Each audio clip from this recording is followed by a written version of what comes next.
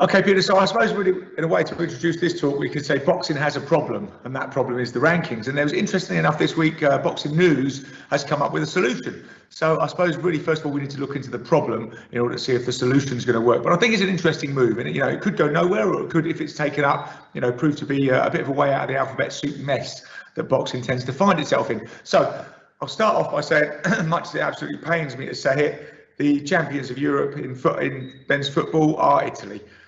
Really disappointed to say that this morning, but there you go, there you have it. And also, if I want to find out where Italy are ranked in the world, I just look up at the FIFA World Rankings. It's very easy. I can do it on any device. In seconds I know, and I also know why they're ranked there, because I can see the points that they've scored, and that will be based on the people that they've played and the results against the people that they've played and the quality of the opposition. Similarly, Djokovic amazingly won Wimbledon, his 20th Grand Slam title yesterday. So that was great to see.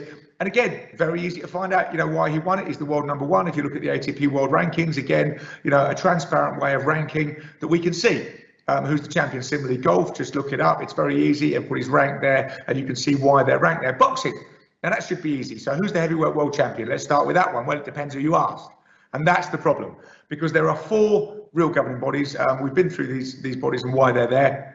We have the WBA, the WBC, the IBF, and the WBO. Now, they all rank people differently. If you ask, for example, the WBA, who is the world heavyweight champion, they will say AJ is the super champion. But then, beyond that, you've got Trevor Bryan is their world heavyweight champion. Mahmoud Shah is their world heavyweight champion in recess. And Robert Helenius is their gold world heavyweight champion.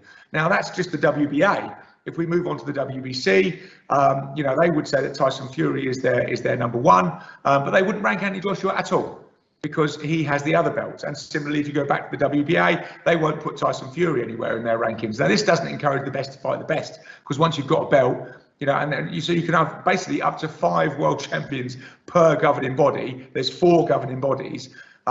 So you can imagine the mess that is created in each division. So, the argument is that this gives fights commercial value.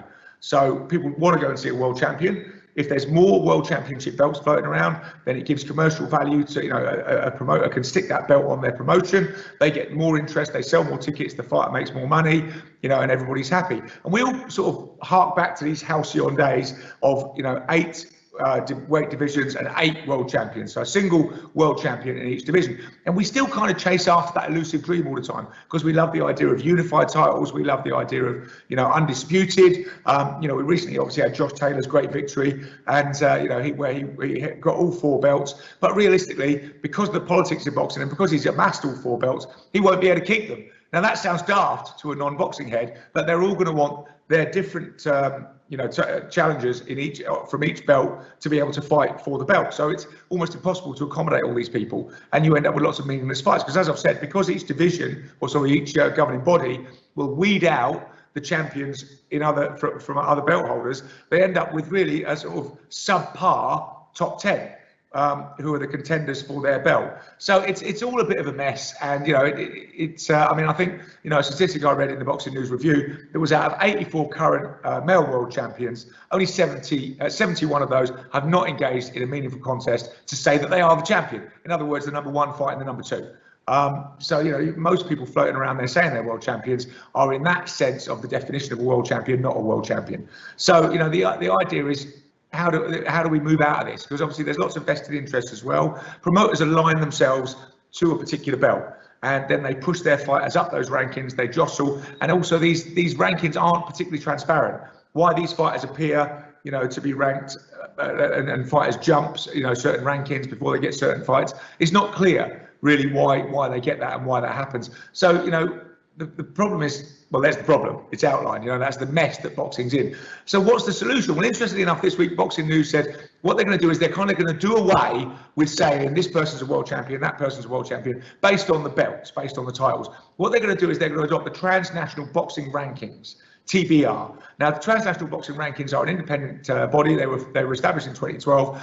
They have independent adjudicators on them, and their only criteria, or their only way of making sense of this, is to rank fighters according to what they've achieved, who they boxed, and then give an independent, unbiased ranking in each weight division to try and identify a sort of singular world champion. Now, Boxing News are going to join that committee.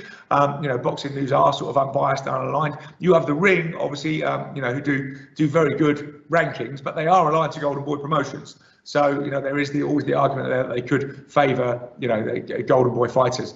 So, transnational boxing rankings, TBR, are going to be doing these rankings. Boxing News are going to align with them, and then they're going to rank, fighters according to that. So you should have an independent, unbiased ranking of where people sit in the boxing pecking order. The interesting thing is, Boxing News is the sort of sole publication in the UK of this, and now going to promote fights based upon those rankings. So, for example, in Fight Camp coming up, we've got a very exciting fight between Kid Galahad and Jazza Dickens. Now, they are fighting for the vacant IBF featherweight title. So, a very exciting fight. It's going to be great. Really looking forward to it. But to contextualise that, whereas we would, Boxing News would previously have said this is for the IBF World Featherweight Championship. Kid Galahad against Jazza Dickens. They will say Kid Galahad, world number 4, is boxing Jazza Dickens, world number 9. It does happen to, they will mention that it's for the IBF strap, and the IBF strap is attached to that fight. But that will contextualise for the boxing fan where these guys sit, what they're boxing for, and then you can go out and really find who is the number 1 heavyweight. So they're trying to make the belts irrelevant in a way, as if the belts in a way haven't made themselves irrelevant by just, by having so many super champions, so many recess champions, so many everything else.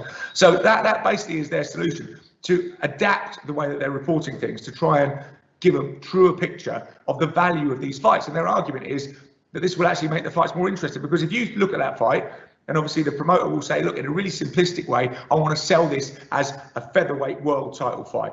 That's all I want people to know, and then they're going to come and they're going to watch, they're going to think that's great. But obviously then, the argument is that they go away and they see all the other featherweight world champions. They can't work out what's what, and they just give up trying. Even proper boxing heads like me sometimes get confused with it. By saying that Galahad's number 4, Jazz is number 9, and they're going to fight, and whoever wins will obviously move up the rankings a bit. It just contextualises the fight and makes it easier for the fight fan to understand. So that's the Boxing News solution. Now, obviously, this won't work unless it proves to be a success in Boxing News, but it's a bold move for them. And but will they be able to make the noise over the clamour of all the other belts? Will the system just carry on and kind of steamroller this kind of this flag waving of decency and common sense, if you like, or will it actually take hold? And will people say, no, if I want to know who really is the champion, and these trinkets aren't really relevant, then this is who I'll go to. I'll go to Boxing News. I'll go to Transnational Boxing Rankings. I'll find out the relevance of this fight, and I'll really contextualise it for myself by understanding who's the number 1 and where these fighters are ranked. So it's an interesting move. It's an attempt to kind of circumvent the overly convoluted alphabet soup boxing system that we have, and whether it will work, I obviously really hope it will, but that's up for grabs. But I think it's a bold move by Boxing News.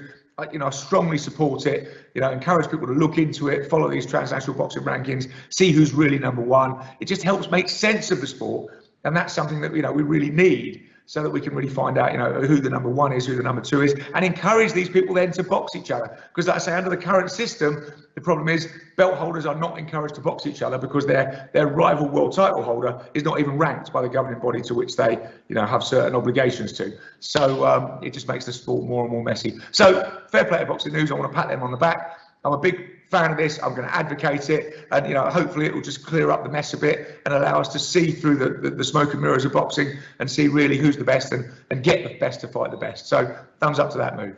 Cheers, Peter.